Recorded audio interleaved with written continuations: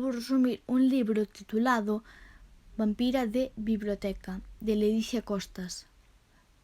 Eleonora é unha vampira que vive nunha biblioteca chamada Universidade de Coimbra. Alí, Eleonora protexe os libros do gran couzón da morte e dos seus peixixiños de prata. Para iso, Eleonora necesita axuda, entón coñece un avó e dous netos que lle axudarán a Eleonora a derrotar o gran couzón da morte. Ledicia Costas é unha das escritoras máis traducidas e recoñecidas da literatura galega. En 2014 recibiu o Premio Merlín e o Nacional de Literatura Infantil e Xuvenil por Escarlatina, a cociñeira difunta. Tamén é autora de diversas novelas de fronteira, como Corazón de Xúpiter.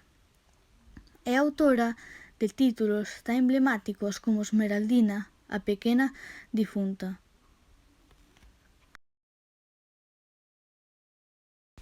A miña conclusión persoal é que foi un libro moi divertido e bastante misterioso, e recomendo moito.